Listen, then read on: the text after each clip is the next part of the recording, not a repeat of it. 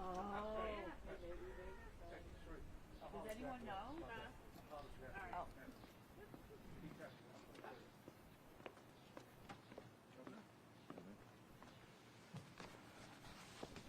Good afternoon. Joining me today from the Maryland Department of Health are Secretary Dennis Schrader and Deputy Secretary for Public Health, Dr. Jinlene Chan. Before we get started on our COVID update, I want to first touch on the Colonial Pipeline situation. On Saturday, we activated a statewide response and began coordinating closely with the federal administration and local jurisdictions in response to the temporary disruption to the pipeline. Yesterday, I convened a meeting of my full cabinet and received additional updates from the state's energy and emergency planning teams. Today, I authorized Maryland Transportation Secretary Greg Slater to take emergency actions to give our state the flexibility that we need in order to address any potential disruption of the state's fuel supply. Operators of the pipeline continue to anticipate that this disruption will be short-term, but our state has mobilized a multi-agency response and is prepared for all contingencies. While I know that there's a great deal of anxiety and concern, I want the people of Maryland to know that our supply chain is still working. There is certainly no need for panic buying. In fact, that would make the situation worse. But our team is continuing to closely monitor this incident, and we will keep Marylanders fully informed of any new developments. Now, moving on, I'm pleased to report that we're making great progress on COVID-19.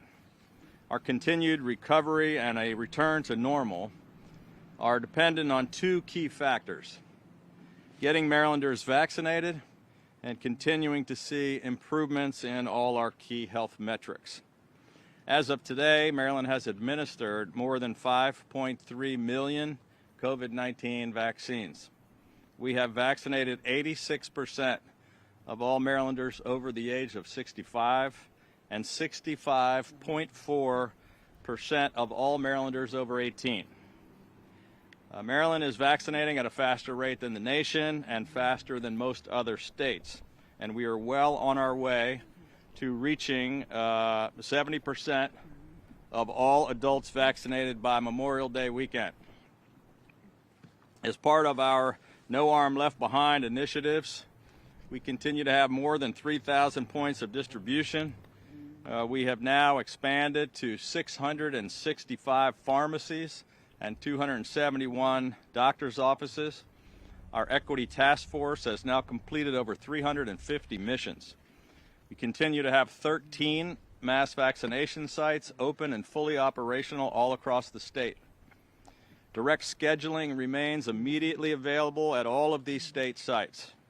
You can also walk up or drive through at any of them with no appointment and immediately get your shot.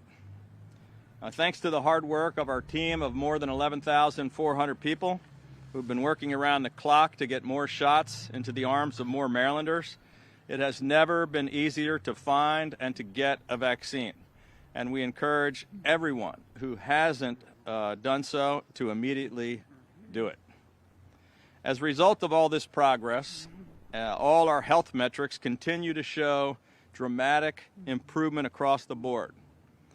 Maryland's case rate per 100,000 has dropped by 64% over the past 4 weeks, down to only 8.5%, the lowest it has been since September 30th of last year.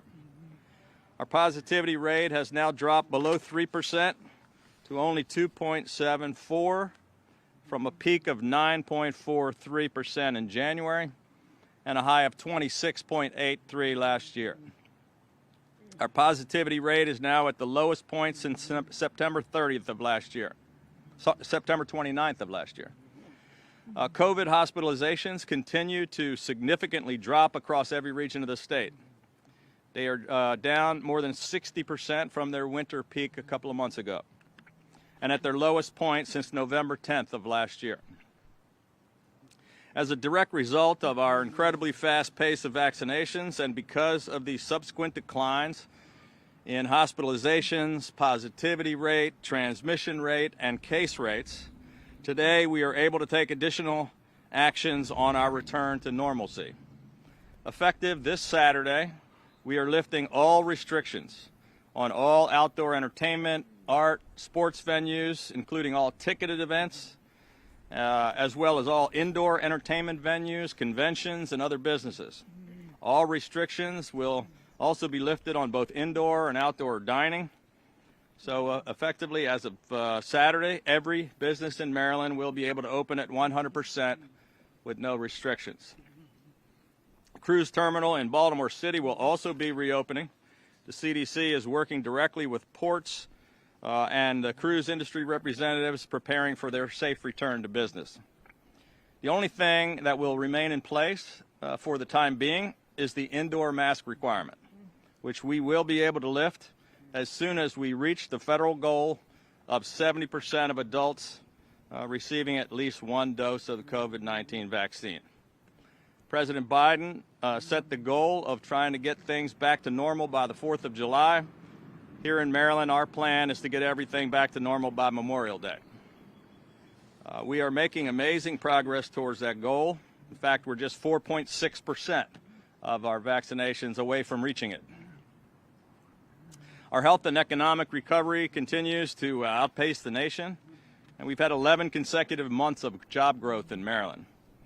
To further accelerate our economic recovery, I have directed the Maryland Department of Labor to work in collaboration with the federal administration to begin the process of reinstating work search requirements so that we can connect more job seekers with good employment opportunities.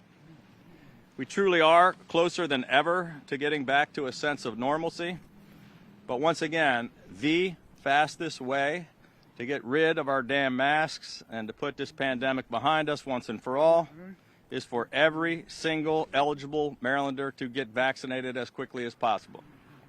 The majority of Marylanders are now safer. However, those who are not vaccinated continue to slow our health and economic recovery efforts, and they also continue to be at risk of infection, hospitalization, and death. So please, if you have not yet been vaccinated, drive through or walk through one of our state mass vaccination sites, schedule an appointment with your doctor, go to your local pharmacy, or call the state's COVID-19 Vaccination Support Center at 155-MD-GO-VAX. With nearly 2/3 of all adults in our state vaccinated, there is simply no excuse for putting off your vaccination any longer. Getting a vaccine is the right thing to do, not just for your own safety, but for the safety of your friends, family, co-workers, and neighbors as well. And it's the only way to get rid of the masks, to put COVID in our rear-view mirror, and to allow us to return to our normal lives. The FDA has approved the Pfizer vaccine for children ages 12 to 15. For the past few weeks, the state health department has been preparing for this and working on an aggressive plan for vaccinating our 12 to 15-year-olds. We expect the final approval from the feds later today. Eligibility for adolescents in Maryland will open tomorrow, and 11 of our state mass vaccination sites, as well as hundreds of pharmacy locations, will be immediately ready to vaccinate our 12 to 15-year-olds. And for more details on that effort, I'm going to turn it over to Dr. Chant.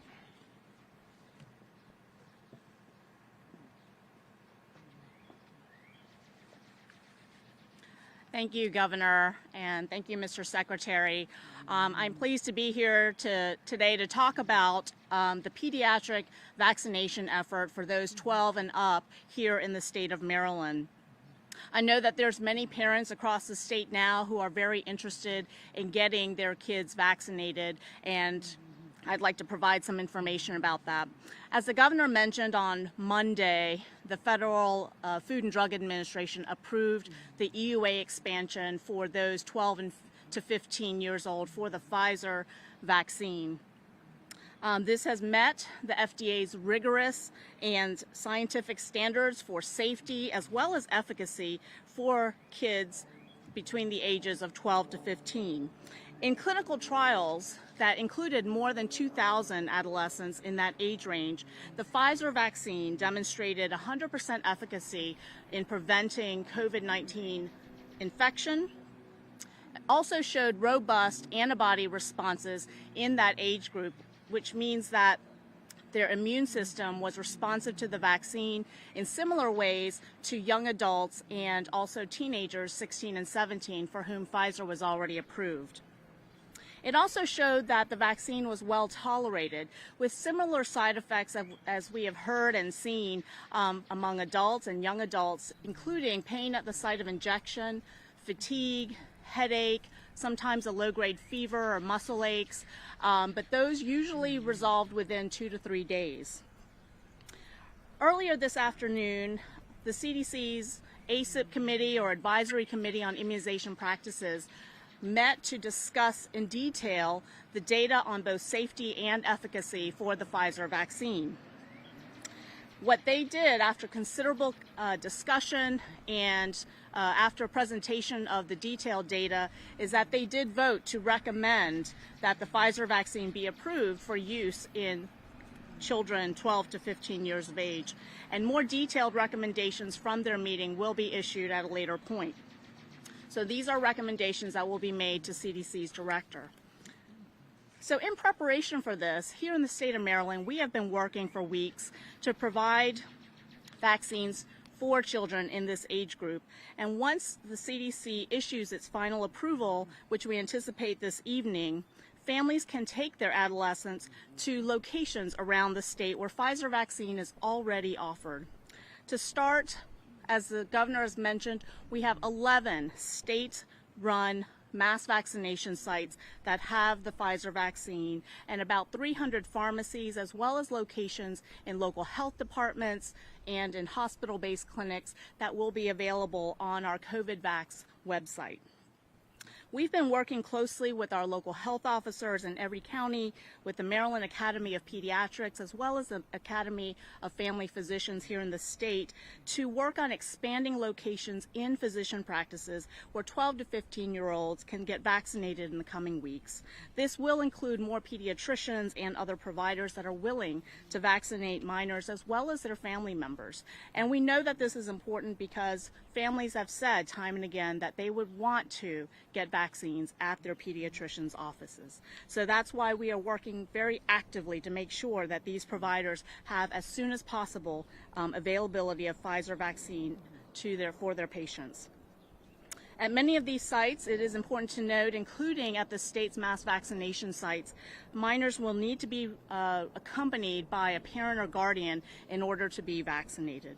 We encourage families to go to our vaccine finder website at covidvax.maryland.gov to look for a location that has Pfizer vaccine. This website has been newly updated with a new search function to allow families to search specifically for locations that are able to vaccinate individuals 12 and up. So an important question is, why vaccinate? Why vaccinate young kids? And, you know, as the governor said, and if you look at our metrics, this vaccine and the other life-saving vaccines, including from Moderna and Johnson & Johnson, are part of our state's toolbox to help us turn the corner on COVID-19. And especially as we race now against the ongoing spread of these new variants that are more infectious, it is more important than ever to get everyone vaccinated, and now we can vaccinate adolescents 12 to 15. The proportion, as we have seen even here in Maryland, of children and teens who are getting infected with COVID-19 has been increasing. And this has increased because, in part at least, of how well we have done in vaccinating adults. So now our attention shifts so that we can focus on vaccinating younger children.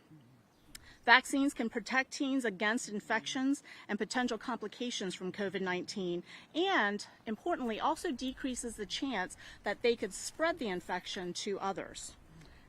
Of course, I understand that this is a personal decision for families and for parents. And I encourage families to ask questions and continue to seek out information from trusted sources, especially your pediatricians and your family doctors. But I have to say, I am not just a physician. I'm also a parent, and my son falls into this age category.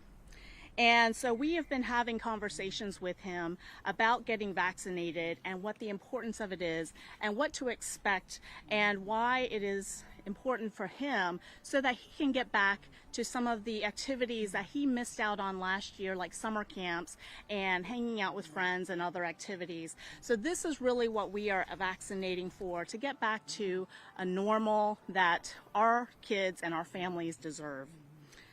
So once the CDC provides its formal approval, we will make additional announcements to parents, providers, and clinicians. So thank you so much.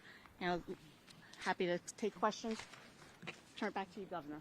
I'll just give the hard ones to you. With that, we'd be happy. Tom? Governor, thank you. You mentioned just a moment ago you directed the Department of Labor to institute the work search requirements. Governor, you know there's 5 states now where the governors have decided to end the $300 additional extended federal unemployment benefits. We've heard anecdotally, we spoke to some today business owners in Ocean City saying they're having hiring trouble with employees right now because they can't compete against the rate that unemployment is taking. Have you looked into whether or not Maryland should end this now, or would you like to see it sunset as scheduled in September? Well, so we've been following the other states and talking with other governors about this. I've certainly heard from business owners, not just in Ocean City, but all across the state, particularly in the hospitality and the restaurant business, about the difficulty in getting people back, which is precisely why we were taking trying to get the work search requirement back in. It's not just anecdotal. I mean, there's no question there are some people that have made the decision to stay home and to collect unemployment rather than returning to work. We hear that every day from hundreds of people. And so we think the step we're taking is probably the right one. There are some people who really have been trying to find work and do need those benefits, and Maryland's cost of living is higher than a lot of those other states. So we're not as impacted. Our unemployment is very low, and 11 straight months of job growth. We're not as directly impacted, and at this point we think we're taking the steps that we need to take.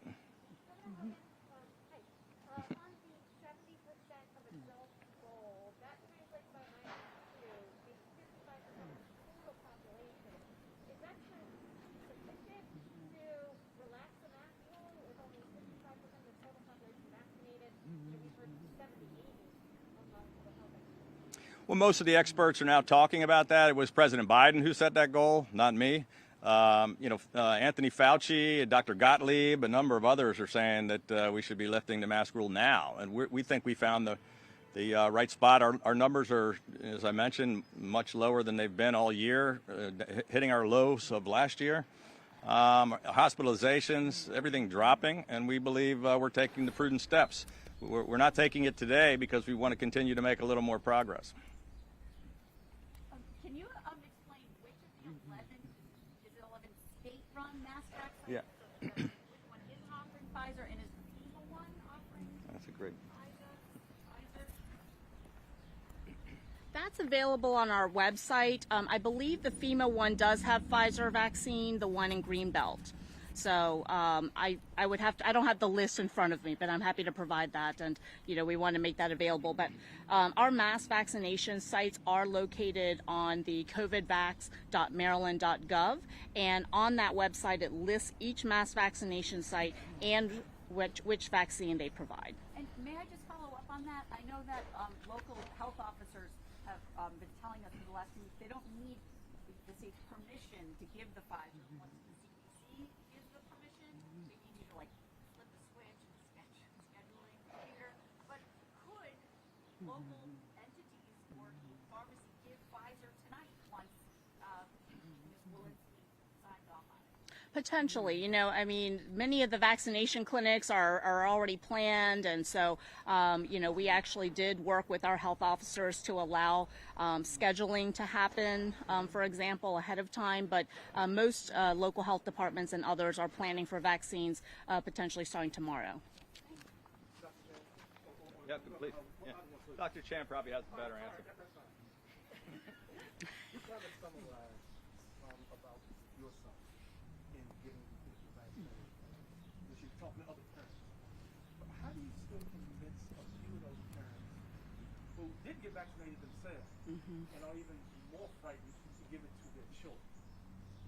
You know, I think that, as we look at the course of the pandemic, what the FDA and the CDC experts weighed was, what is the risk benefit? And as we look at COVID-19, the impact of cases, so getting sick is one thing, getting hospitalized, we know that individuals who are older, of course, are at the highest risk of dying, but it doesn't mean that it's zero risk for the younger adults and for kids as well. And so for me, it's about protecting my child, but also protecting the people who might be around him, whether it's other adults and other teachers, people who might not be able to get vaccinated, and there are those who can't. And so, it's the same issue with any vaccination, is that what we're looking to do is protect the person and also protect the people around them.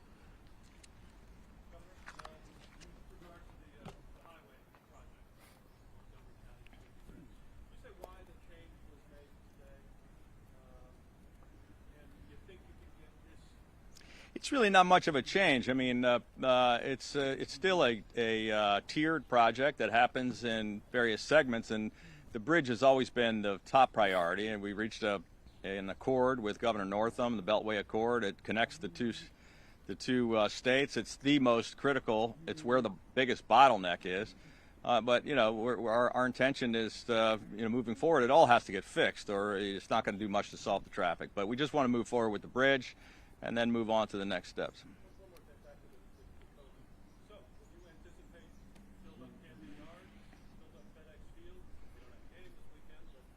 Well, I'd love to see Camden Yards get filled up. Even when there was no pandemic, we had a hard time filling it up. And since we're the landlord, we'd love to get that extra rent money too, and we want to see the O's do well. So, but we'd love to see it. These are decisions, because we're authorizing them to be able to do it, doesn't mean each business is going to make that decision. Major League Baseball and the Orioles will make their own decisions about what to do, but I think they're going to want to increase capacity definitely. And I've had discussions with both the Ravens and the Washington football team. They're both very anxious to be at 100% in the fall, and they should be able to do it.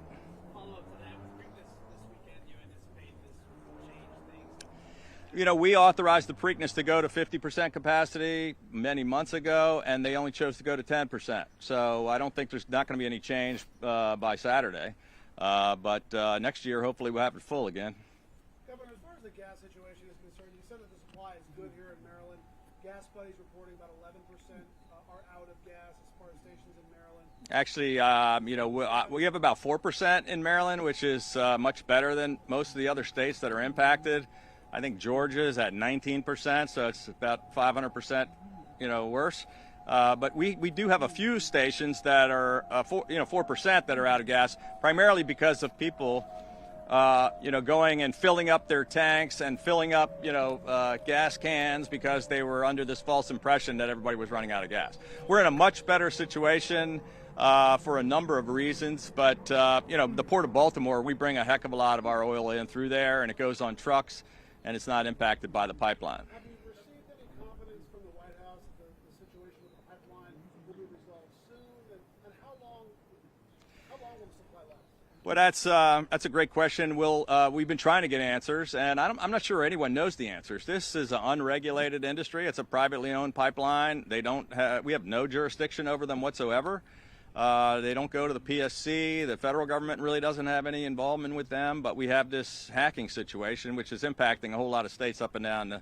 I think both the federal government and the company that owns the pipeline are saying they're hoping to get it resolved by Friday, but I cannot give you any assurances that that's actually the case. Governor Hogan.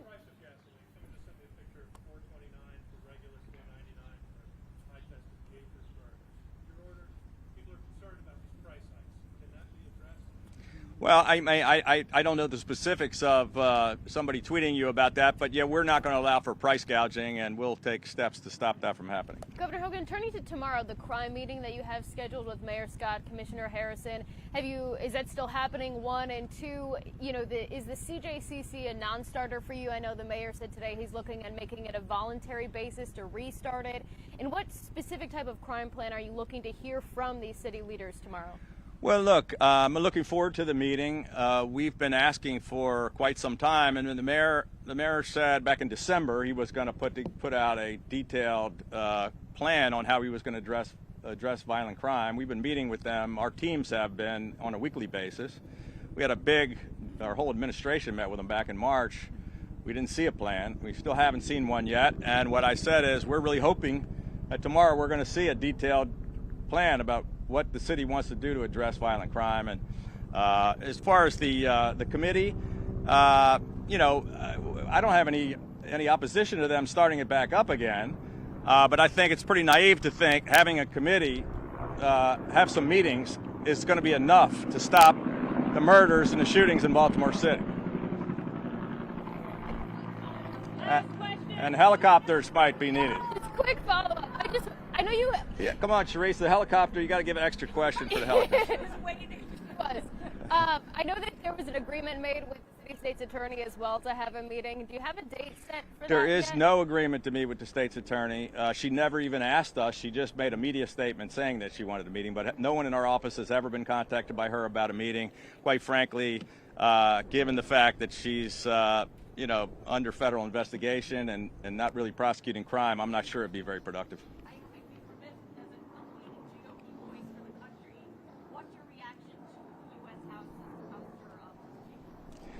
I've been pretty clear where I am on this issue. I'm very concerned about the direction of the Republican Party and the country. I quite frankly was, proud of Liz Cheney and her courage to stand up and speak out the way she did. I've been speaking out not only since January 6th or since November about these false claims about the stolen election, but I've also been speaking out for the past 6 years or so. So, I think Liz Cheney showed a lot of courage.